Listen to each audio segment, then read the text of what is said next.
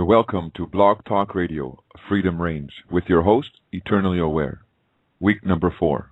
And hopefully, as my viewers have been coming to get to know me, I go by saying that I'm a human being with intrinsic rights. Based upon last week's episode, I had many questions come to me this week, and I'm going to be answering some of these questions, so let's just get off into it right away. If you look into the chat room, you're going to go see, I provided a link. There you're going to have a link. It's www.usconstitution.net. And we're going to be talking about the amendments that were made to the U.S. Constitution and how they affect us. Now, last week we spoke about the fact that the U.S. Constitution, it applies strictly to people, to a legal person, a legal entity, that citizen. We talked about how the Declaration of Independence of America specifically brought forth the fact that there were rights and freedoms that were available to men. These rights and freedoms, they were natural rights and natural freedoms. These are inalienable rights that cannot be regulated. When you get into the U.S. Constitution now, you see in Article 9, it states this. This is the amendment. It says that the enumeration in the Constitution of certain rights shall not be construed to deny or disparage others retained by the people. So it clearly speaks about the fact that the enumeration of certain rights shall not deny or remove the other rights that the people have. Now, this type of legal declaration, this type of legal statement is also found in Canada. When you look into the Constitution Act of Canada, and I'm going to open up the page right here, even though I know what it says, Article 26, you're going to find the exact type of wording, the exact type of operation of law available for us in Canada as is available for those in the United States of America. In the Constitution Act of Canada, 1982, it states that the guarantee in this charter of certain rights and freedoms shall not be construed as denying the existence of any other rights or freedoms that exist in Canada. So here you're seeing exactly the same operation of law. We have it enumerated or listed in the Amendment number 9 on the Constitution Act, and we have it clearly enumerated here in Article 26 of the Canadian Charter of Rights and Freedoms. Now, this amendment is just, like I said, bringing forth the fact that they're saying that there are certain rights and freedoms that are enumerated or listed in the Constitution, but these rights and freedoms that are listed in the Constitution, they do not deny you or do not rob you or remove from you the other rights and freedoms that are available to you. Now, when you look into the U.S. Constitution, Amendment Article 14, it states like this. It says, all persons born or naturalized in the United States and subject to the jurisdiction thereof are citizens of the United States and of the state wherein they reside. Now, you have to take a notice here that they use the word all persons born or naturalized in the United States of America. Now, we would think that the wording here refers to all persons because of what we've been learning in Canada and what we're learning in the United States of America, that the indication here, person, would apply to the legal entity, that it would apply to the, if you will say, the artificial person that's been created in law. But watch this sentence slowly with me. It states, all persons born or naturalized in the United States and subject to the jurisdiction thereof are citizens. So you see here, there's two different players being brought forth. Whatever this person is, it's either being born or naturalized in the States, and then it's being referred to as a citizen. When you look in the chat room here, you're going to notice that Black Law's 7th edition, it says that the word person can mean a human being, or it can mean an entity, such as a corporation. So when we have to take the two definitions here, either the word person in this sentence is referring to a human being, or it's referring to an artificial person. Now, when we read the whole context of this verse, we continue to go on. It says that no state shall make or enforce any law which shall abridge the privileges or immunities of citizens of the United States, nor shall any state deprive any person. Now, notice again, they brought out two different players here. When they talked about privileges and immunities, they refer to the subject as being the citizen of the United States. But now they're bringing forth again the person, that other subject. And remember, the person can be a human being or an artificial person. So here it states, nor shall any state deprive any person of life, liberty, and property. Now, right away, we should understand and make a distinction here that this word here, person, the attributes or characteristics that are attached to this person of life, liberty, and property, not being deprived thereof, those are characteristics or attributes or liberties or rights that attach to the human being and the human being alone. We know that in law, an artificial person, the citizen, is not considered alive. It's a legal entity that's been given certain rights and freedoms of the human being. So we know that when we refer to the word citizen or artificial person, it doesn't have life. We know also that a citizen, a person, is a subject of the political power.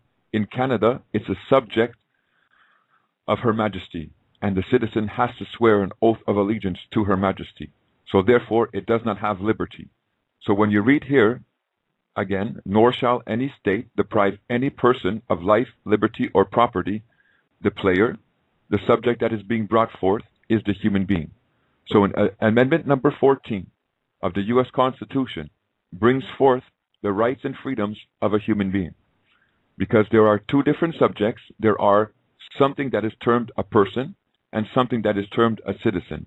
The citizen is the one who is given privileges and immunities, and the person designated here in this Amendment 14 has to be a human being. As we see in Black Laws, Edition 7, person can mean a human being because of the fact that the attributes that this person possesses is life, liberty, or property. Now notice that when they continue in this sentence, it says, and they cannot be deprived of this, the human being, without due process of law. Now, if you look back into the Constitution Act of Canada, it's the same situation that's going on here. In the Charter of Rights and Freedoms of Canada, it states that we have all these rights and freedoms, and that we cannot be denied these rights and freedoms except by the due process of law. So the same operation of law that is going on in Canada is going on in the United States of America. It's very important to draw this distinction. It's very important to understand what's going on here in Amendment 14. Because if you don't catch the fact that persons, the subject being brought forth in this amendment, is referring to the human being, then you won't understand that there's a door being presented to you to operate under your rights and freedoms as that human being. Rights and freedoms such as life, liberty, or property. Now, when we go back into the U.S. Constitution Amendment 9, we're going to re-go over this quickly here. It says the enumeration in the Constitution of certain rights. Okay? So, again, there are certain rights that have been enumerated in the Constitution. Those rights that are enumerated in the Constitution, not in the amendments, but in the Constitution itself, they apply to artificial persons. They apply to legal persons, to the corporate America. That's who those rights apply to. Now, I'm just going to click here because there was just one more thing that I would like to show you about this part here. The U.S. Constitution Amendment number 10. Now, here's where it all ties in. It says, the powers not delegated to the United States by the Constitution. So remember, in the Constitution Act of America, there are certain rights and freedoms that are enumerated in there. Those rights and freedoms, they apply only to the artificial person, the people, the citizen. Now here, in Amendment 10, it says that the powers that are not delegated, that are not given to America through the Constitution, are reserved to the states respectively, nor prohibited to it by the states, are reserved to the states respectively or to the people. So it's very clear that your human rights and fundamental freedoms, they operate at a state level.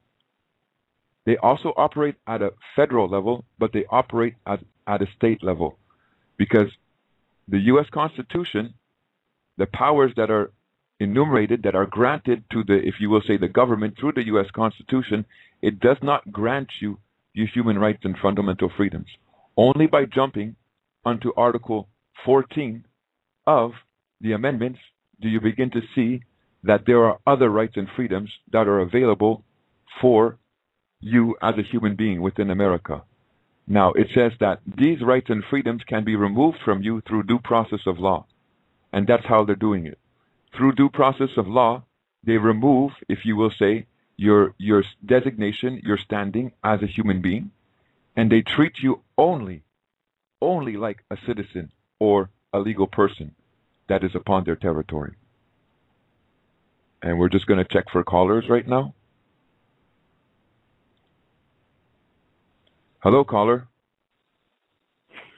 Hi. How are you? I guess we just lost the caller, so that's fine. So again, we're seeing the exact same operations of law that are present in Canada. In Canada, we have a Constitution Act. Now, the Constitution Act in Canada, it is not the exact same thing as America.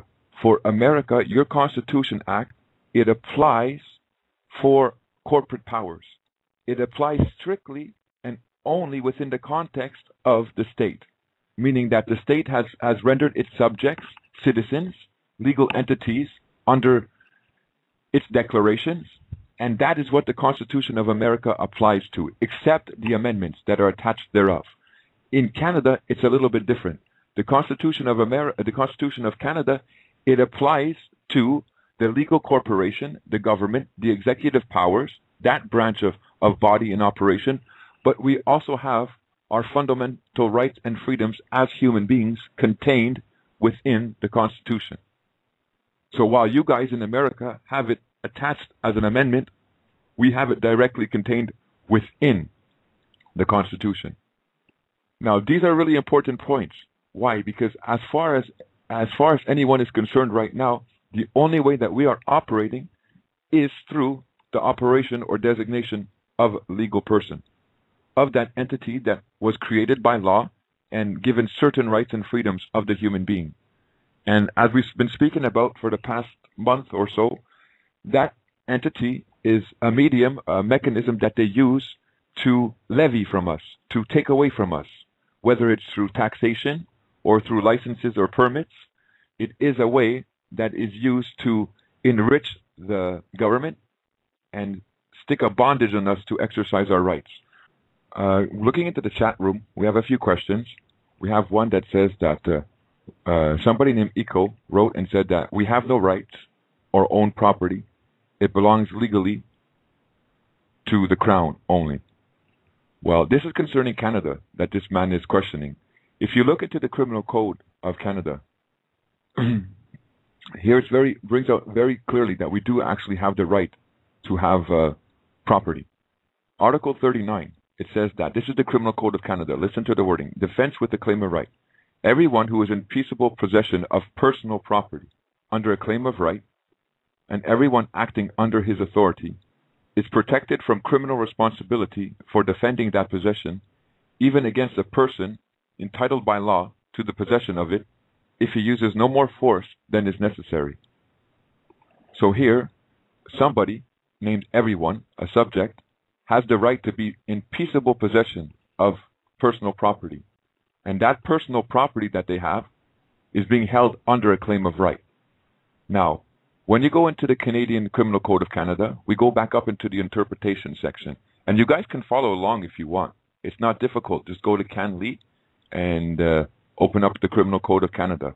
But when you go into the Criminal Code of Canada, and we look for the word personal property, see, it says property includes real and personal property of every description and deeds and instruments relating to or evidencing the title or right to property, or giving a right to recover or receive money or goods. So, real or personal property of every description and deeds and instruments relating to the evidencing or title to the right of the property. So you can claim that your property that you're holding, whether it be a house, whether it be a television, no matter what it is, whatever you bought, and actually you actually need to do this, because if you don't hold it under a claim of right, then it does belong to the public body. Everything that you own or think that you own, it belongs to the public body, and you don't have any legal right or legal claim upon it. But if you produce a claim of right, and in that claim of right, you claim peaceable possession of your personal property, then have the right or the ability in law to protect your property, and you are not criminally liable for defending that possession. And the law goes on to say, even against a person entitled by law to possession of it. So let me give you an example. Now, while I don't recommend you do this, this is an example. You have a mortgage. Unfortunately, times are tough. People are losing jobs. They can't afford their mortgages, and you've fallen behind. Now the bank has a judgment against you, and they're saying, get out of your house. We want to evict you. We want to take your house. If you claim that personal property under a claim of right, if that person, that bailiff or whoever it is, comes to your home and is waving a paper at you and saying, I'm entitled by law to the possession of this property, now get out of here because I have a court order, you have every right, if you've rendered a claim of right and put it into play, to stand there and say, no, I'm in peaceful possession of this personal property. I don't submit to the de facto judgment that you're bringing before me, and I'm entitled to protect this property. And I'm not going to use more force than necessary, but I'm entitled to protect it. So if you don't believe that you have the right to exercise ownership over property, complete ownership, then why is this expression coming out in the Criminal Code of Canada? Now, not only that, it talks about, secondary to this is, listen to this, defense without a claim of right. Everyone who is in peaceable possession of personal property but does not claim it as a right, or does not act under the authority of a person who claims it as a right, is not justified or protected from criminal responsibility for defending his possession against a person who is entitled by law to the possession of it. So, if you do not have a claim of right in play concerning your personal property, then you are not protected against criminal liability for trying to defend it. Now, what is all this expressing? Why is all this coming out? Because what we need to understand before we read these laws and try to make sense of them is that all our property, all the human beings here in Canada, all our property is being held in a public nature, in a public store, in a public way, for public use. Even though we pay the bills, even though we are the ones who are stuck footing the bill, the way it's set up in law, it's all set up as public property. Now, unless you, under a claim of right, claim back whatever belongs to you out of that public store, out of that public property domain, then you don't have the right to say that it's actually yours. You don't have the right to express complete ownership over it. And if you try, they're going to lay an act or a regulation against you where they have superior rights to your property. But, and if you hold your personal property under a claim of right, then there's your expression of ownership upon your property. So this same expression of law that is going on in Canada concerning property rights, it's in exercise in America. The ability to use it is there in America. Now, there was something I wanted to talk about concerning the human rights and freedoms in America. There are some people who are teaching in America that there are court judgments that are going around concerning the fact that you don't have to pay a license or a fee to exercise the right to travel or to exercise the right to drive. While I am in agreement with that fact, if you are not exercising a commercial capacity, they have no business in America trying to license you or place a fee upon you to travel. These people in the States that are teaching about this freedom to travel, they are quoting certain justifications. For example, they are quoting the court judgment Murdoch versus Pennsylvania. And this is what they are telling your fellow Americans. They are saying that you don't have any obligation to pay for a fee or to pay for a license, and the court agrees with you. That's not exactly what has been said. I'm going to read to you what Murdoch versus Pennsylvania says. It says, accordingly, it restrains in advance those constitutional liberties of press and religion. The inability tends to suppress their exercise. Let me restart that again. Here. As stated by the Supreme Court of Illinois, in a case involving the same sect and in an ordinance similar to the present one, a person cannot be compelled to purchase through a license, fee, or a license tax the privilege freely granted by the Constitution.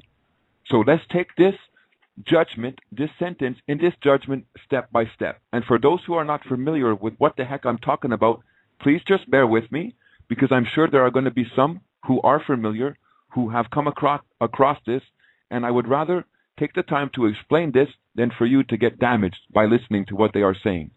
Now here it says, as stated by the Supreme Court of Illinois, in a case involving the same sect and an ordinance similar to the present one, a person. Now here's the subject player, a person.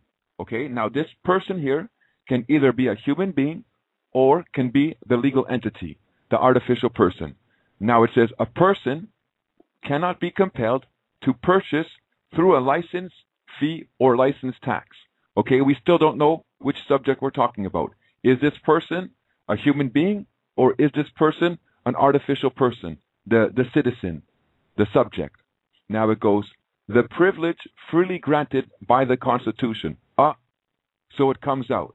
This person here is the person that's being expressed in the Constitution, because this judgment reads as follows. It says that a person cannot be compelled to purchase through a license or fee or a license tax the privilege freely granted by the Constitution. So we know that the Constitution, it is only dealing with, except in the amendments, the artificial person, that legal person. And the privileges or the rights and freedoms that are granted or enumerated in the Constitution apply to the citizen. So therefore, in this court judgment, when they are referring to the person cannot be compelled to purchase through a license, fee, or license tax, they're referring to the artificial person. So now let's go back into the Constitution Act. Do we find anywhere in the Constitution Act where the citizen, that legal entity, has been granted the right to travel, or has been granted the right, even, let's use a designation, to drive? No, not at all. We don't find that. That right comes out in America through a subsequent act that legislators and the Senate has passed. But when you apply this here onto the Constitution Act, there's no right or freedom that is granted to a person, to a citizen, to freely drive or to freely travel. There's none. There is a right or a freedom, an inalienable one, upon a human being has the right to travel without being licensed or regulated. That's a human fundamental right. But the Constitution of America, what we're talking about here, does not apply to the human being. It applies to the subject or to the player. So be careful. When someone tells you that Murdoch versus Pennsylvania has granted you the right to do anything without a license or a license tax, as a man or as a human being, they're twisting what's being determined here, because the person, the subject that's being brought forth, is the one that is under or constrained by the Constitution Act, and we know that person is strictly the legal person. Hello, caller. 2581. Just listening. You're just listening? You're not on the call tonight? No, I was just listening. Oh, okay, because you came up as a caller. Nice to meet you. You too. Are you from America? Yeah. Oh, you are. Have you ever heard of your human rights and fundamental freedoms? Yes, I have. You have, huh? Have you heard it as the free man movement, or just as a human being? As a citizen. As a citizen, huh? Yeah. Did you have a chance to listen to the radio show last week? No, I didn't get a chance to catch it. Okay, we went over the fact that citizen, legally, it means that you are determining, or you are calling yourself a subject or a servant of a political party. So when you say or take the designation of citizen, it means that you are under subjection to a political power. You're not free. You're not in freedom or liberty. There's no way There's no way that you find the word citizen in any type of legal context that grants you freedom. A citizen in Canada is under subject to the Crown or to Her Majesty. The citizen in America is under subject to the political power, to the President of the United States of America. Your only designation that renders you free and liberty is either man-human being.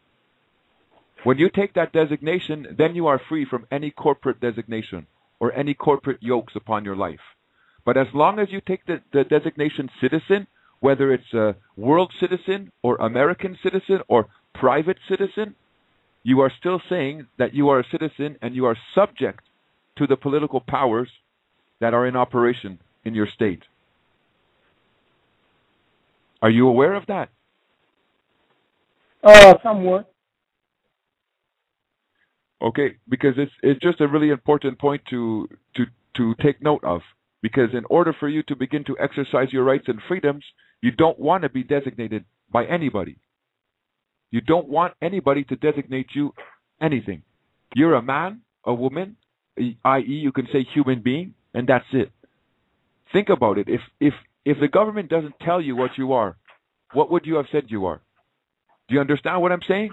If you didn't know a citizen, if you didn't know the word citizen and person and all this, you wouldn't have ever sat back and said, well, let me scratch my head and decide what am I going to designate myself. You just live your life. And you just express your freedoms and your rights that you have. You wouldn't sit there questioning them or trying to determine them. It's because the government stripped you of the one designation that matters the most. That being human being. That being man.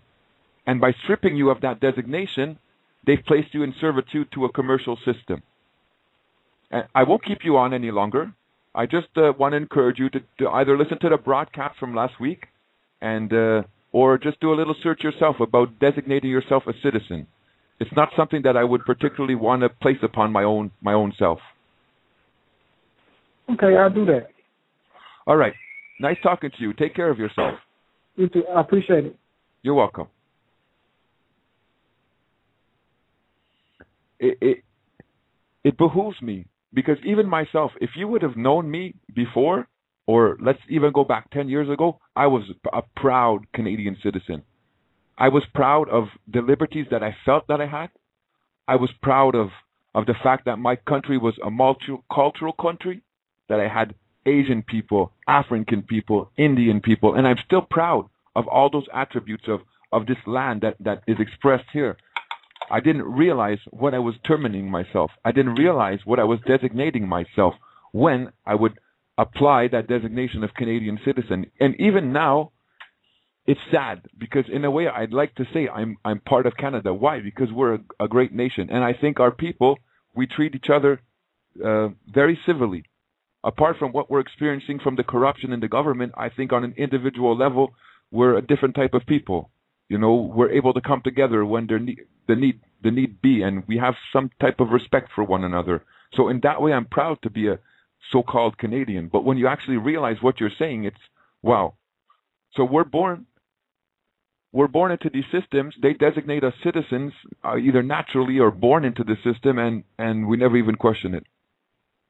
And this is a bondage that is placed upon our lives, where we just continue to live our lives, and they make demands on us through that citizenship, through that personhood, and it's like, oh wow, we don't know what's going on. Okay, it may seem funny, but that is exactly what's going on. We are being indoctrinated from when we are young. We have I'm just going to have to take just a little break here. I'm trying to get on... I'm having a little trouble here. I'm trying to get a co-host onto the show here, and it seems I'm having a little bit of trouble to get him to come onto the show. I'm going to try one more time here, and if not, I'll just continue with the show. I'm not having much callers tonight, but that's okay. I mean, I'm jumping in between Canadian and American laws. I was asked to do this show. Oh, well, that's not going to work. So here we go. I'll cancel that. No, I can't get you on. So my co-host who's trying to call in, I just can't get you on. So,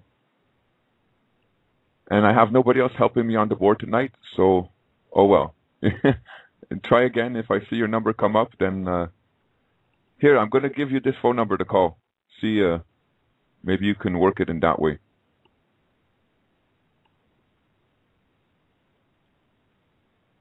People don't have time to worry about their rights and freedoms. That's what this commercial system's hoping about. They're hoping that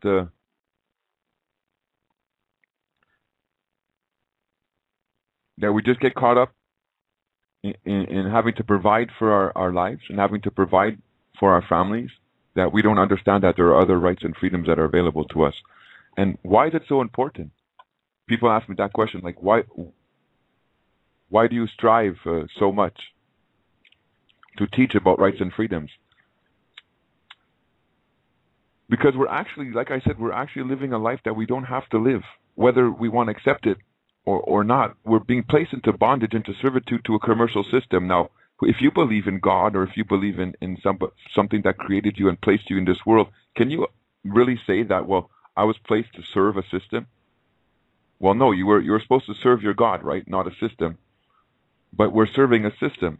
And this system, if it crashes, like I have videos up on my YouTube, I like to talk about this, but if this system crashes, we're so used to the system, we're so relied on this system, that without it, what could we really do?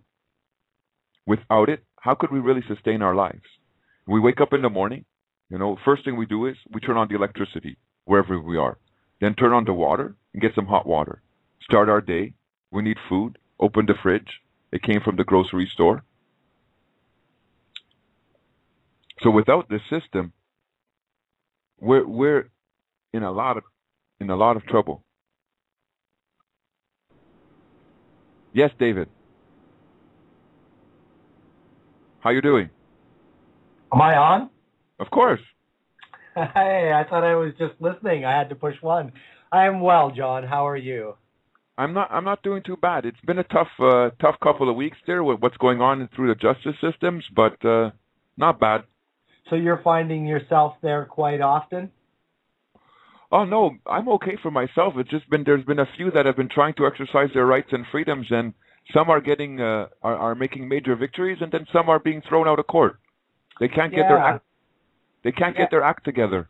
Yeah, our mutual friend Dee just had a ruling against her, which is rather sad because her and I were in the same situation, yet I didn't suffer the same economic burden. I think they were scared to do that to you. So, do you think perhaps it was because of the feminine they were more assertive? It's perhaps. Was it a man judge that she had? Actually, I'm not quite sure. I didn't ask that, but I had a female prothonotary. Okay. And from the judgment, she did two things. And I think she put an amazing amount of power back into my hands. Yes. But one of the things that she did was that she struck my claim against Her Majesty the Queen, saying, like they've been using with everybody else, that there's no known cause of action. And so I personally believe no known cause of action means we don't know how to collapse ourselves. Yeah. So, but aside from that, she had also said, considering I was a self-represented individual. She used individual. She used the word individual. Nice that you caught it. Right? There are no costs on this claim. Now, the two things that happened there was that I stood there as an individual. There was zero representation. Yep. And I don't think that we should maybe even ever use the word representation. I agree. Because you're putting the re in front of presenting yourself doesn't sound proper to me. No, that's for sure. And I think that we should always say just present. Did you get a chance to hear about Alan's case? No, I have not. The judge cleared the courtroom. Alan went up there and he said, I'm a human being. I'm invoking my rights and freedoms. I'm just paraphrasing here. And he said, I want to know, are you Her Majesty's court, or are you the de facto power court? The judge said, everybody who's not has to do with this case, get out of the courtroom. All public out of the courtroom, and they closed the doors. And he said, and then Alan continued to question him, and the guy said, okay, well, we're going to see what we're going to have to do about this case. Interesting. Now, what was the base? What was it Taxation. in regard to? Taxation. Oh, interesting. Huh. So it's crazy. I mean, it's very clear. When you go into the International Covenant on Civil and Political Rights, they don't even have the right to tax you as a person. They don't. As a people, they don't have that right. You are not under any obligation to give up any of your natural wealth or any of the wealth that you earn or you pursue after to them. And that's what... Go ahead. What I find curious, it's almost like a gamble when we get before these judges as to who has the knowledge of what is going on. And then at that point, it could, I mean, some judges just really have no clue and they get afraid and they don't know what to do. I mean, personally, I don't know who was in the courtroom for him, but I would not have left the courtroom if I was there for him. Public matters are public matters. Yes, that's for sure. Right? So I don't know who was back there, but my point being is that it's incredible challenge, but they will recognize you if you invoke very specific things. It's very specific what you have to invoke. Yes. In order to receive remedy. And yes. Without these very specific places to point to, what I like to say is basically, you wrote it. Right? Like, what can they say to that? Excuse me, you wrote this. Did you read it? Because if they're making presumptions that we understand and they're in a position of authority, I believe the presumption is, in fact, already there where we can dispute it through ignorance. Yeah. Right? Ignorance not necessarily that we didn't take the time to understand. Ignorance in the fact that there's a mask of language being used. But don't you think it's horrible what they're doing to us? I mean, they're doing the same application in the United States of America as in Canada, but you have a good understanding. You're fighting for your rights, but don't you think after having learned all that have they stripped you of your rights and freedoms and the obligations that they have to you as a human being, don't you think it's sad that the government has done this? Instead of support rights and freedoms and instead of support human rights and freedoms here in Canada, because we have the finances, they don't. They steal it away from us. Being who I am, I actually feel that I must take action, and in fact I do. There are videos out there on a YouTube channel called Chip Messiah where you can see me serving 6 police officers and a parks manager a notice, and they actually read that notice and they skedaddle once they realize the burden was placed back upon them to obey the law. And so I've come to understand that being a human rights defender, you can indeed serve and protect as long as you have placed in front of, let's just say, I hate the word, but let's just say your adversary, the information they need. They cannot deny, they cannot say ignorant. And so in a notice form, which is a legal form, if you send that well in advance of any action, they really have no recourse. A notice and demand is a notice and demand. And if you have evidence, which means you need proof of service, that you served this upon them, there's no way they can turn around and come and cause you harm, because now you have all the evidence that you need that they were aware of the situation in advance. Well, how many years did you live without ever hearing about your human rights and freedoms? John, my entire life. I'm the same as you. I discovered this movie called Bursting the Bubbles of Reality. Yeah. And that started me on a journey, but the entire time I was never really convinced because nothing was being disclosed. So I took the time to go and look and look and look and look.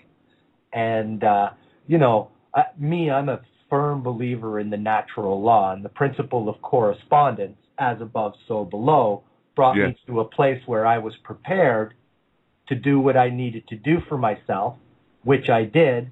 And I mean, amazingly, the next thing I know, I discovered your channel.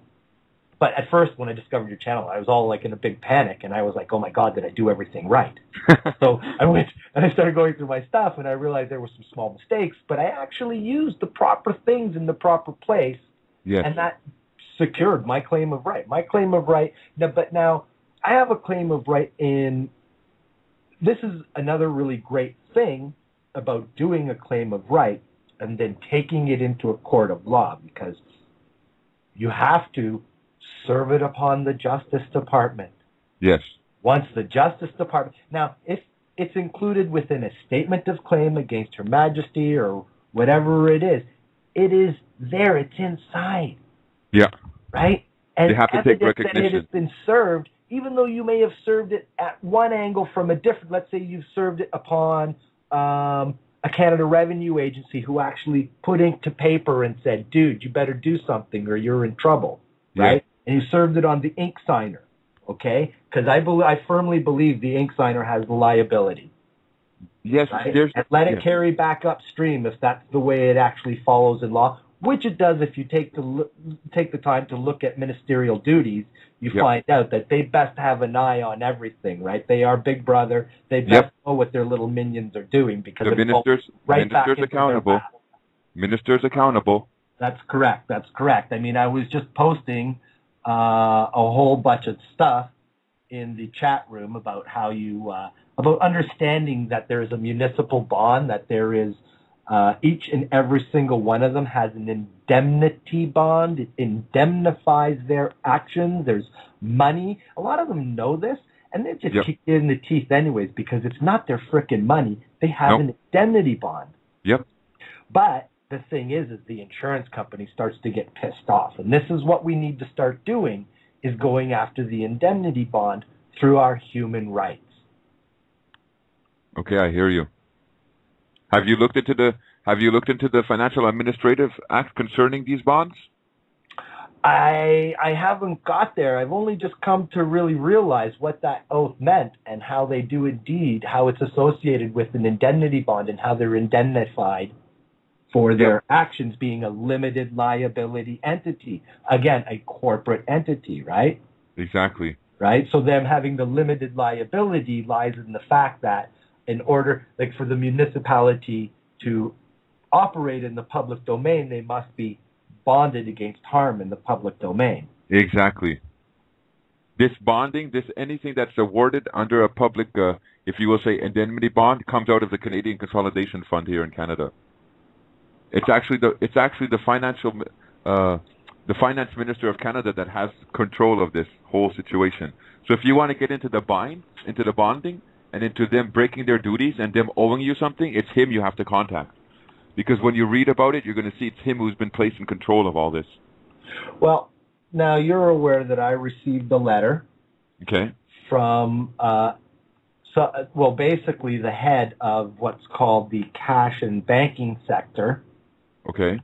And that is located within Public Works and Government Services Canada, Yes. which is under the Receiver General. Yes. So, I'm breaking down the layers here, right? Basically, it goes Receiver General, and then there's all these other different departments. But that department in specific, the cash and banking sector, is the ones who are paying out of the Consolidated Revenue Fund on instructions for payment. Okay. Right? So you were talking earlier about how we can basically use our natural resources, each and every one of us. See, this is the thing that I've come to realize, is that equality comes from a base. Yes. The base is that everybody gets the same thing. Yes. And so in Canada, they did indeed implement, I believe it's Article 2 of the ICCPR. Yes, they did. They did implement it through an instruction for payment, but the bank took that ability away from us. And in order for the bank to respect us, we need to break the fiduciary control that's being held over our bond. And now, this is the only way that each and every one of us in Canada can actually have equality. Every man, woman, and child, if we all had the same base, which is there, waiting for us to have, it's there. Exactly. It's waiting for us to have all the same base. And then from there, if we so choose to live above our human needs, above our basic human needs, then we choose to participate in one way or another in society, right? David, you're expressing this very beautifully. You know what? We need to go back to an honor system. We've lost a system where we can stand upon ourselves and say, I am responsible for what I do. Yes.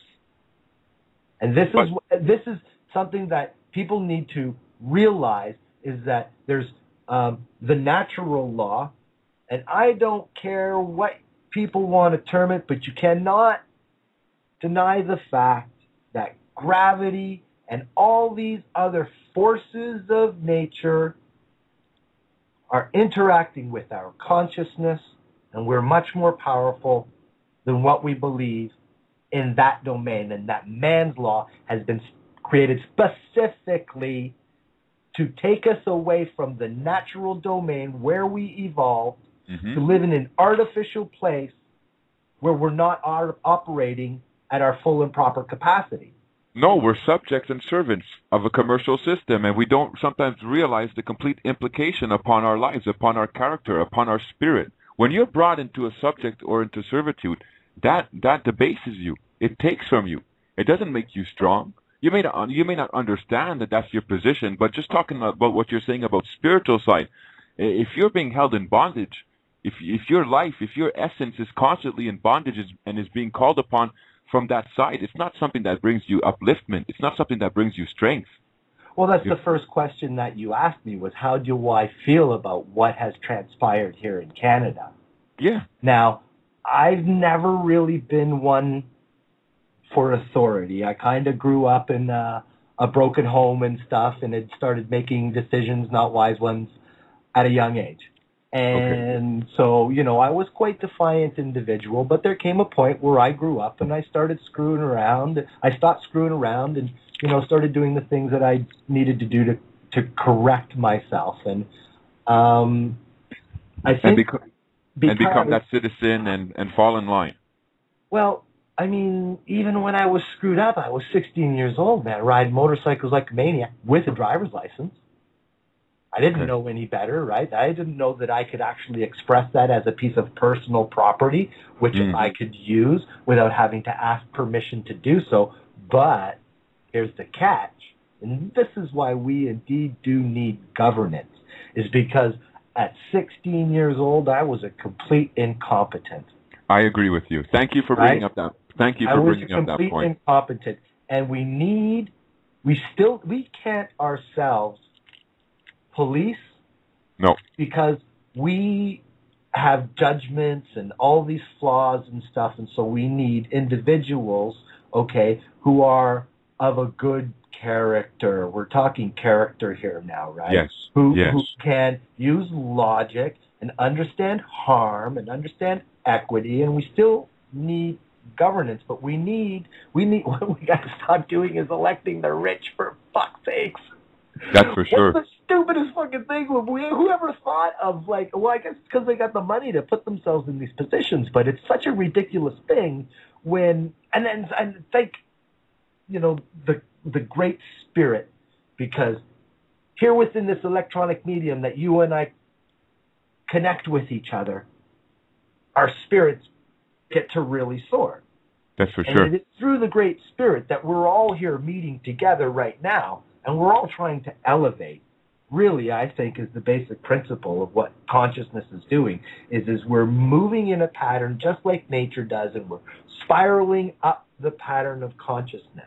And these people with money, they can't actually stop it. I mean, they're at a position now where they have money and technology that can be used against us, which is becoming really dire and very dangerous for us all, I believe. What do you think of our forefathers? when they were doing this to us, and we know that back in the day they didn't have the education that we have nowadays. They didn't have the ability to read and discern things. But imagine that over the generations, how they stripped us of all these rights and freedoms, generation after generation, and it doesn't seem like we really screamed that much. It doesn't seem like, you understand, when you check for it in history. I know I've done my own personal research there. It's like there's only a little bit of waves about it, but it was just like, oh well, So Well, the French were good at it. But it's this stuff like this now is degenerated into just looting and burning apartment blocks and destroying innocent people's lives. And I do believe that we need to participate, but I believe we need to understand our allies, and that even though our allies may be asleep at this moment in time, or they may be a little busy, okay, that we need to go and occupy the proper places where the message can be heard. Like me personally, okay, if I could, I would go to the Supreme Court. Yes. In Ottawa, Ontario. Yes. And not a single case would be heard again until they deal with this. That create ill will amongst the different classes of persons. Very good. Keep going. Dealt with. Very good. Very good. Right? Because that's the root problem right there, isn't it, John? Classes of persons? Yes, but right? most people don't even understand that even Her Majesty, even this Canadian government, the way it's set up, they're not supposed to make, how do you say that, enmity between different classes of persons. And if they do that, that alone gives you a right to go before them and say, hang on a second, why am I sitting at, let's say, $25,000 a year when this guy's sitting at $200,000 a year? Just by allowing that to happen, you made different classes of persons, and you brought up feelings that are causing dissent and division here in our country. Well, this is what they do, right? They've put this palpable piece of paper in front of us called the Charter of Rights and Freedoms, right? Which in fact is a beautiful document if you understand how to use it. Yes. Because there are aspects to it that aren't to your benefit. Yes, that's for sure. Aside from that, I'm sorry, John. No. Where were we at? I lost my train of thought because I'm being distracted here.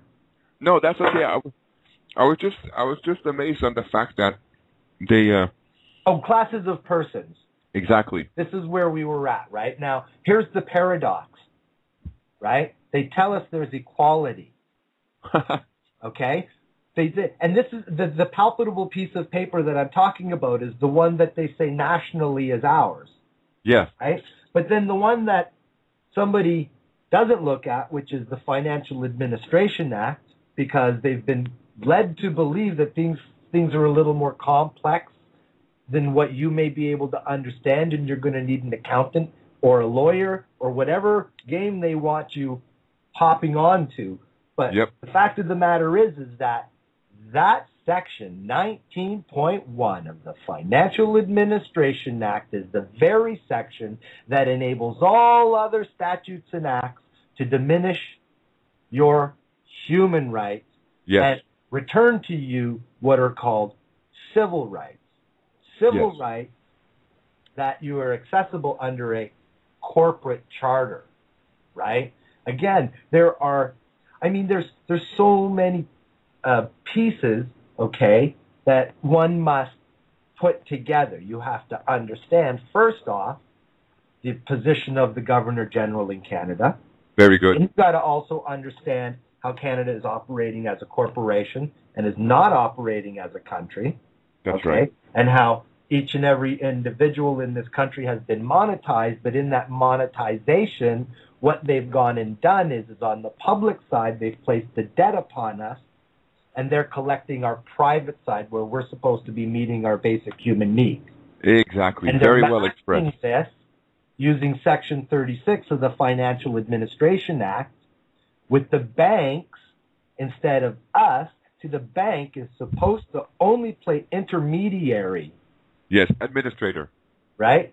Yeah, they're supposed to, and so we basically are supposed to offset, but that's been taken away from us. And now you know how? Banks are using all of those instruments that we gave up the right to use through application, and they're benefiting from those instruments multiple times over. Yep. Because I honestly believe that as soon as somebody signs a mortgage agreement here in Canada, the next day, It's sold. the evidence is it's paid off, and then the evidence is destroyed. See, now, I myself, when I broke fiduciary control by the finance minister, it rolled downhill to a very specific individual in Canada, whom I won't name because I'm going to let her know that I am going to name her soon. That's the one you sent me? Yes. But basically, they responded by saying, hey, look, we took the appropriate action, meaning they broke the constructive hold over my trust. But what I was doing was I was submitting directly to them, which leaves evidence. Can't do that in order for them to destroy the document. So they kept rejecting it. Okay. Because the only way to actually do it is to put all of the evidence in the bank's hands, because the bank is a member of the Canadian Payments Association. And if you read closely in the Financial Administration Act, it is the Canadian Payments Association that gets access to it, as well as ministers. Okay. Right?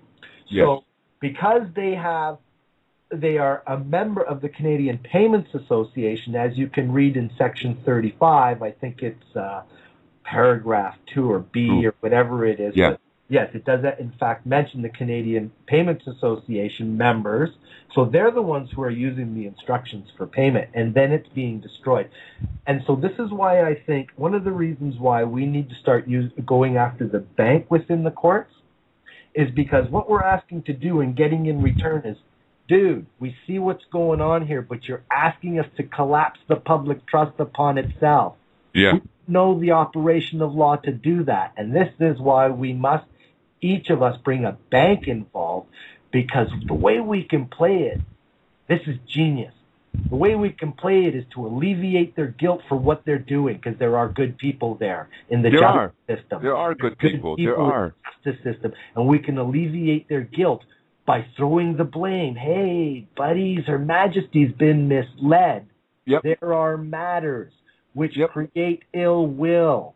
Yep, coming through the banking system. But you see, David, people won't even understand what you're saying right now until they fundamentally start building up to where your comprehension is right now. You could sit down with individuals and try and explain this to them, and they won't grasp it. They won't comprehend. Because you understand it, because you do it every day, bro. I point my finger. I say, look what it says right here. And people are,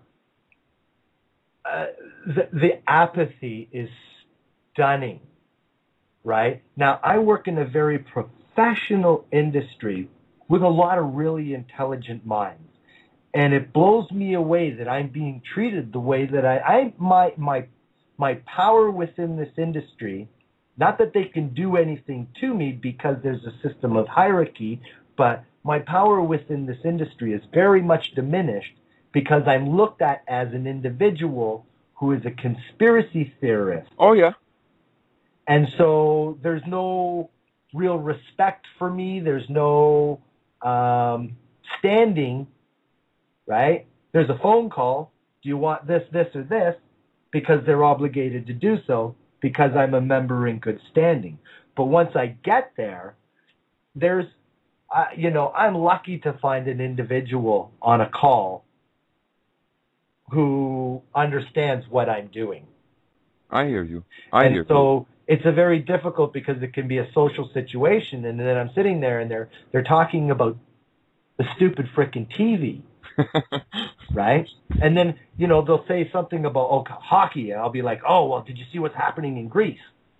Like, what do you mean? And I'm like, well, there's riots, man, and the people are throwing Molotovs, and the police are burning to a crisp out there, And my one guy's like, people shouldn't do that, man. It's just not right. It's just not right. Those guys are just doing their job. And I said, whoa, hold on a second. Wait a second. What do you mean? The police are doing their job? He said, yeah, man. They're just there doing it. I said, no, they're not doing their job. If they were doing their job, they'd be arresting the government, don't you think? Yeah. And, he completely fought me on that ideal. Because He we've been completely reprogrammed. felt like the entire population of Greece was wrong. Okay? Yep. For not liking an instilled government, a government that was not elected, okay, and that has turned the financial direction of Greece so that everybody suffers and the people are out in the street doing something about it. Yep. Right? And he thinks that, the police killing innocent people who just want to express their human rights is doing their job. Now, What you're seeing there, though, Dave, is his expression of his acceptance of authority. That authority is always right, no matter what. yes, it's called cognitive dissonance, though, because I think it's an illness that is really predominant in society is cognitive dissonance, because everybody feels that hole. Everybody understands something's wrong. Everybody can see that things aren't operating the way they're supposed to, but they're not willing to change their worldview.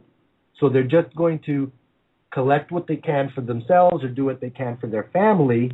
And because it hurts, John, it fucking hurts to know what's happened to us.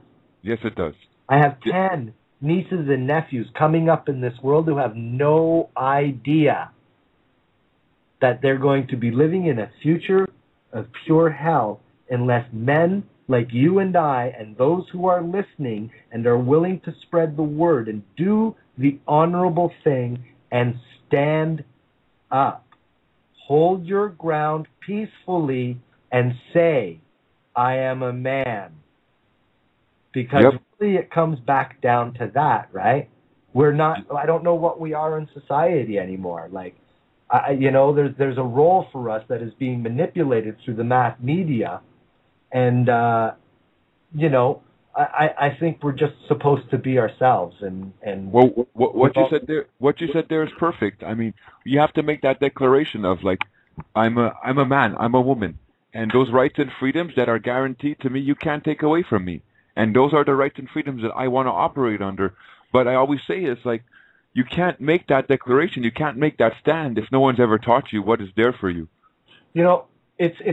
It's a nice idea that we can all have access to the Consolidated Revenue Fund and be as equals here in Canada.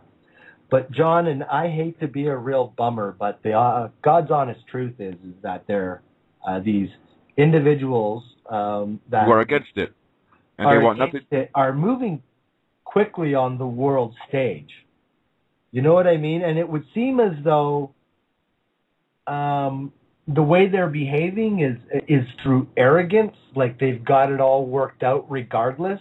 Oh, that's it. I agree with you. That's why I always say that we're really in imperative and perilous times because if anybody has seen the Georgia Guidestones, the plan is really eugenics.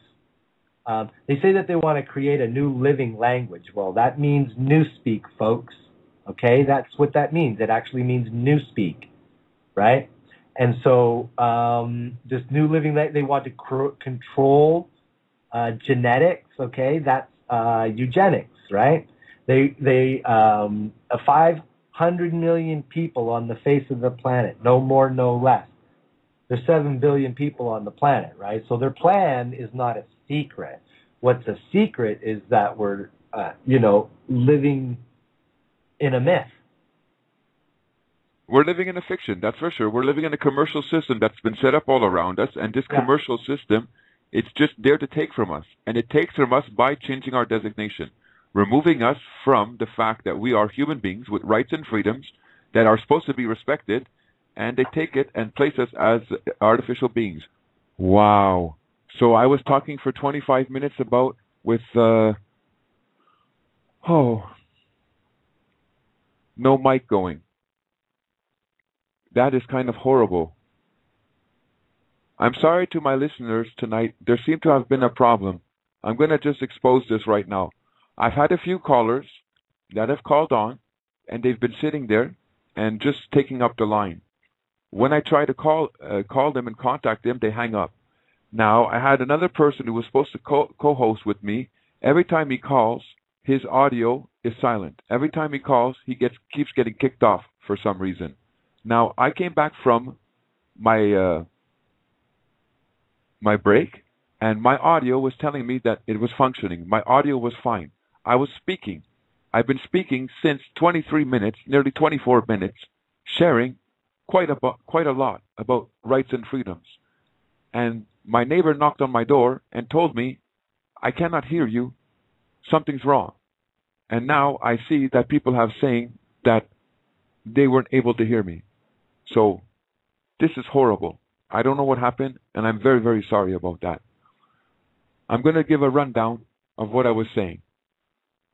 Before we went to commercial break, David was expressing the fact that he had woken up to the information that there were two different designations in law. One a human being and one a person, an artificial entity. That through his due diligence, his hard studying, he had learned that he had other rights and freedoms that were available to him. That Canada, and this also applies to America, were only offering him certain rights and freedoms through the designation of citizen. And those rights and freedoms were actually privileges and benefits, the which he had to pay for.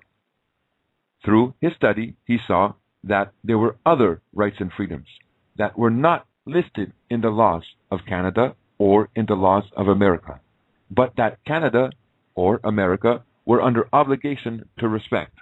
He subsequently approached his country and he made a claim of recognition and told them, you have been treating me like an artificial person for these number of years.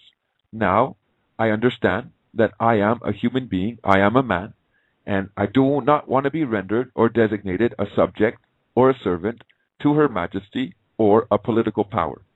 As such, you have certain obligations to me. You have certain duties to me. And he's begin to call on the accountability that Canada has towards him as a human being. And these are the same expressions of law, these are the same operations of law that are available to you in America. Now, while I was yapping to nobody, because for some reason the microphone wasn't working, I went back into the Declaration of Independence for you guys.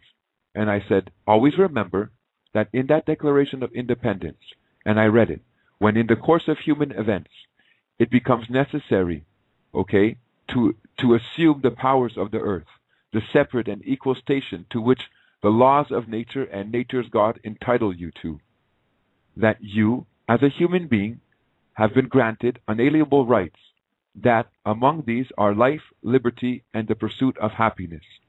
It's very clear in the Declaration of Independence that the ones who have the life, liberty, and pursuit of happiness is a man or a woman, that human being.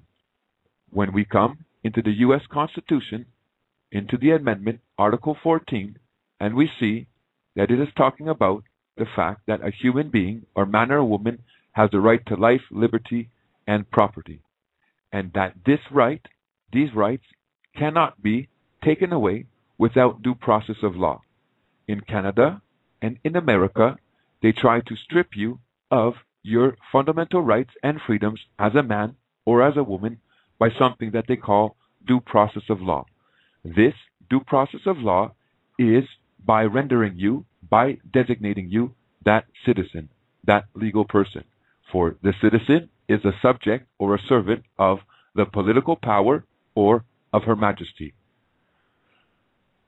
You, as a human being, don't have to accept the privileges, don't have to accept the benefits of the citizen.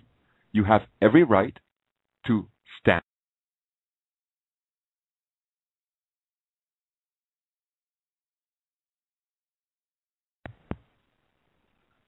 When you begin to study and when you begin to research about your fundamental rights and freedoms, you will see that the state parties, America and Canada, can strip you. Apparently, okay, they have the right to remove certain rights and freedoms from you. But they can only do so by what the covenant allows them to do. And any right and freedom that you find being removed from you or being placed or limited upon you has nothing to do with a man or a woman. They can never tell you as a man and a woman that you, let's for example say, you have to pay taxes. Now, they can never come and tell you, as a man or a woman, that you have to give your servitude over to the Queen here in Canada, or you have to give your servitude over to Her Majesty. They can never do that. Why? Because these are fundamental rights and freedoms that you have. However,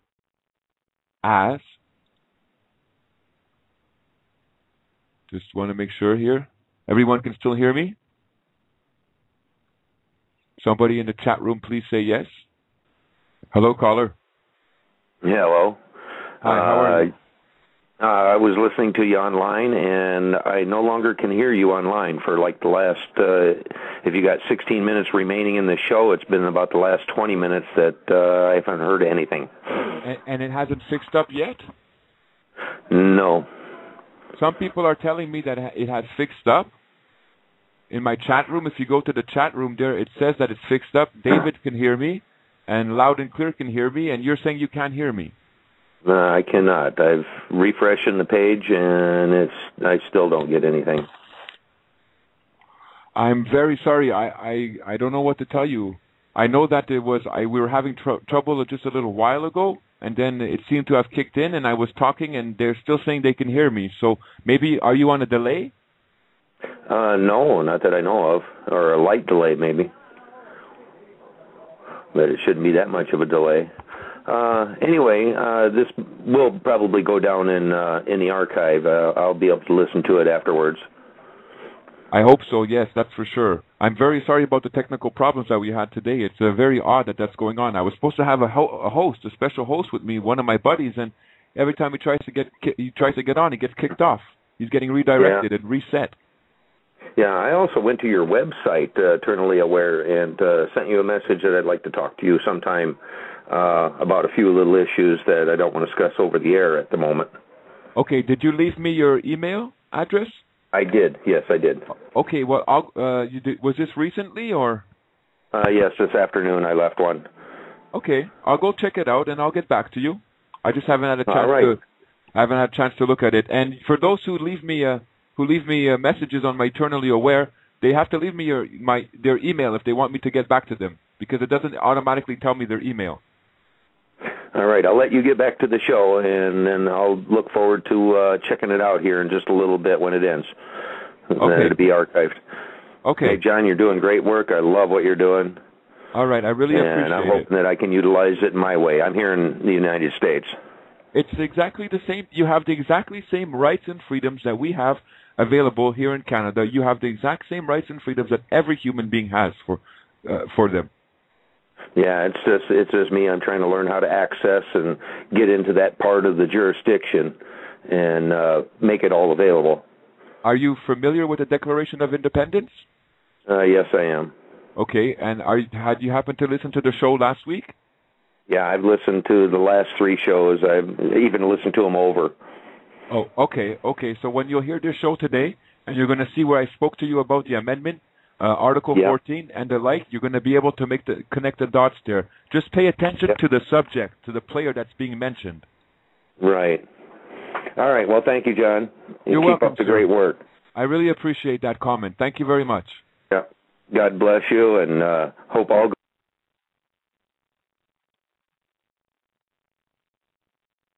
Hello, David. Dave, you're back on? John? Yes, I'm here. I can hear you.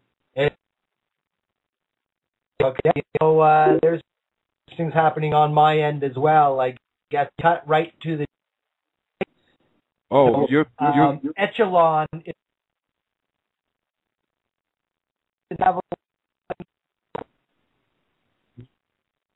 Okay, well, tonight we're having a lot of trouble. It seems that there are a lot of gremlins in the system. Actually, we should have had no trouble because there was nothing wrong on my end. And like I said, my other buddy can't get on, and now I'm trying to speak with David, and I can't get on. So I'm just going to continue to go because we only have about 13 minutes left to the show this week, and I'm very sorry to my viewers. I was trying to say before I took the caller is that America and Canada, they claim they have the right to limit your rights and freedoms, but they can't just do it by anyhow. any means. They can't just make up any law and say, I decided this way. And even if they call on executive powers, like America likes to do or Canada likes to do, there's still an obligation that overrules these executive powers. Now, these obligations, they overrule the executive powers not for the citizen, not for the legal person, only for the human being. If you look in Canada, if you want to just check and see if what I'm stating to you is truth or not, you can go and check the Federal Act, and it's called the Emergencies Act of Canada. And in it, you're going to see that even during an emergency, Canada has the obligation that are brought forward within the International Covenant on Civil and Political Rights. And when you look into the International Covenant on Civil and Political Rights, it specifically states that the state parties, meaning Canada or America, they are limited in the way that they can play with our rights and freedoms. Once you study these covenants, you're going to understand exactly what operations of law that they use to limit rights and freedoms. For me to explain this tonight would be way too difficult and would take way too much time. But nevertheless, they have, if you will say, a guideline or a guidebook that comes out of these covenants that allows for them to limit rights and freedoms. Now, the limit of these rights and freedoms are only subjective upon the citizen, that legal person, not upon the human being. In fact, you find just the opposite. In the international covenants and in the Bill of Rights, you find that the human being's rights and freedoms are not to be removed. There is no operation of law that is supposed to be subjected upon them whereby they can be removed. So instead of letting you, if you will say, operate as a human being, they change your designation into the legal person, into the artificial person, and thereby they begin to apply limitations upon you. And these limitations that they apply upon you, they will say are lawful or legal, because they are within the guidelines that are applicable or that they are following. Now, once again, you flip this all on them by saying, well, hang on. You told me I was a legal person. You said that I'm a subject and I'm in servitude to your political system or to Her Majesty. That is against my fundamental right. As a man, as a woman, as a human being, that is against my fundamental right. Are you saying that you have the power, America or Canada, are you declaring that you have the power to hold me in servitude, to hold me in slavery to this commercial system, to this executive government, to this corporate government? Now, if you declare that, then that produces a way for you to bring forth a suit against them, because nobody has the right to hold you in servitude or bondage. I cannot go to my neighbor now and bring a gun before him and say, wash my clothes, and once you're done, wash my car. No. He could call the police, the peace officers would come and say, sir, you don't have any right to force this man to do this. Well, that same operation of law that is in, just clearly nature teaches us this, is in fact in operation with the government. It's just that we don't express it or we don't allow it to enter into our mind. Why can I not hold someone in servitude or subjection to me? How can the government? They can't. And until you start asking questions like that, you remain in a stupor, you remain in a slumber, in a mental slumber, and in a position of control.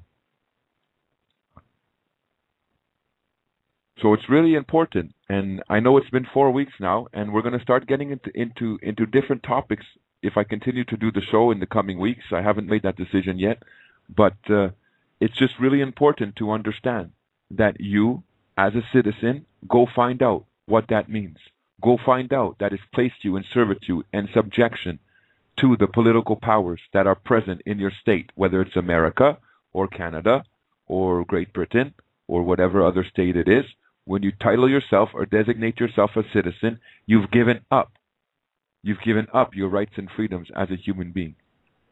You've taken a designation that's underneath that designation that is rightfully yours. And by doing so, like David said today in the call, you become a commercial instrument on their behalf.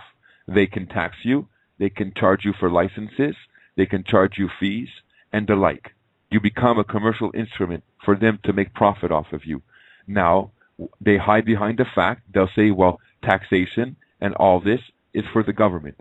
It's to support public services and the like. If you take the time to go and see where the government actually spends its money, you will see that the majority of any money collected, the majority of it does not support your fellow human being. It does not support the public systems. The public systems in America and in Canada, and I speak from study and from knowing them, are horrible. They do not represent your fundamental rights and freedoms as a human being. They place you in poverty. They keep you in poverty, while the laws of our country, or the laws of these state parties, allow banks to make billions and billions of dollars of profits. They will not invest to promote and to protect your human rights and freedoms. They will not implement structures that place you on equal level to your fellow human beings. And that is against all of our rights and freedoms. And that, no matter what country you are in, is not correct. We, as human beings, are all equal. And like David was saying today, we are entitled to equal treatment. If, after that equal treatment, you want to pursue extra, you want to earn extra, I have no objection. And I'm sure all of those who understand their rights and freedoms would never have an objection to that. But there has to be a place of recognition of all are equal. However, the government doesn't want that because, again, it comes down to obligations. As a human being, they have a commercial obligation towards you. Why? Well, listen, they put a price on food, and we're losing time here tonight, but, you know, nature put apples on a tree, and nature put pears on a tree. Now, somewhere along those lines, men decided that they're going to say the tree belongs to me, and when I pull off a fruit, you're going to pay me a certain amount of money for that apple. And then other men said, oh, well, if we monopolize that, then all men or all women will be stuck paying us for something that's free. And it's sometimes hard to ingest, and that's why I haven't really gotten into this in the past four weeks of this show that I have done. But a lot of people don't really understand. The first question they will say is, well, how can the system keep going on if we don't have a commercial system? We have to have money. We have to be able to buy things. And in a way, yes, I agree. And there's a beautiful system that can be erected. There's a beautiful system that can be in operation here in Canada and America. But it all starts on equality. It all starts on there being, and there is already a level of which all human beings are entitled to. You're entitled to adequate food. You're entitled to housing. You're entitled to the improvement of your living condition. You're entitled to all these things. Why? Well, why shouldn't you be? Why should the government allow a corporation? Why should the government give a business a license and say, go take all the gold out of the ground, or go take all the diamonds out of the ground, and only pay us a certain amount of money or a certain percentage through taxes or whatever, and then the rest is yours, and have fun? I didn't tell the government they can do that. I'm not their subject and servant. As a person, as a citizen, I have nothing to say. But as a human being, I have a lot to say. I didn't grant you the right to tell that company to go and take all the resources out of land, those resources, a part of which belong to me. I didn't tell you that company to put all that money in the bank so the CEO can go out and buy a Porsche or go out and have some hookers, excuse my language. I didn't give them permission to do that. And I have a say as a human being. I have a say as a man and woman. As that legal person, that citizen, no. I'm part of the structure. I'm part of the system that's governing me, that's controlling me. And they have the right to do whatever they want with those resources. But as the human being, big difference. And if you did give licenses to those people to mine diamonds, and if you did give licenses to those people to mine gold, and they are extracting the resources of the land, part of which belong to me, may I ask you a question? Where is my percentage? as the human being? Or are you going to claim that you have the right in a court of law? Will you claim before a judge that you have the right to claim all this as your own?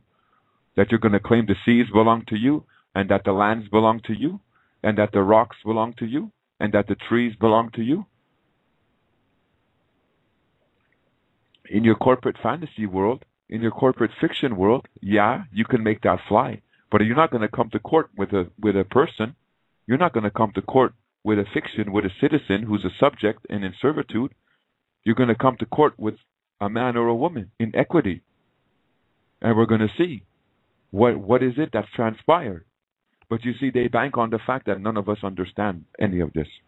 And none of us will put the effort forward that it takes. Because, like I said in one of my first shows, get ready for a fight. Get ready, not a fight physically, hopefully, but get ready for a fight of words and a fight of wrestling. Because they've done all this, they've rendered us subjects and servants of their system because they didn't want to have that obligation. And I wish that we could just, and I'm sorry, and I'm not trying to say overthrow the government, but in a way I'm thinking, I wish we could have, men of conviction, men who have conviction in their hearts in position of powers in our government, and we'll start to say, you know what, we're going to stop making laws and we're going to stop doing things on behalf of the corporate bodies, on behalf of the corporations. And we're going to start implementing human rights and fundamental freedoms and respecting them. And then after we've got that base built, let's go from there. Let's see what can be built. But as long as you disrespect human rights and fundamental freedoms in our countries, everything else is secondary. Because you're always going to have the poor. And there's always going to be those who don't have. Why? Because you allow it. Because you don't treat us equally. Because you look at us like we're a class of persons. You treat us like we're classes of individuals or classes of citizens that, oh, well, too bad for you. If you didn't make it, if you can't pursue an earning, a living, and make enough money, well, too bad for you. And that's not how I treat my brother and sister. That's not how I treat my fellow human being. And that's not how we should treat one another. But unfortunately, the government doesn't care. I can't speak for all those who sit in the positions of government. But overall, when you look at the system, why put in Canada why put 45% of our GDP into running the government and only 8% into social systems? You can't come before me and say that that's justified and then have the poor in Canada. And that's the end of the show this week. And once again, I'm sorry for all the problems that we had with the mic. And hopefully there should be a show next week, so come on back next week. Take care, everybody.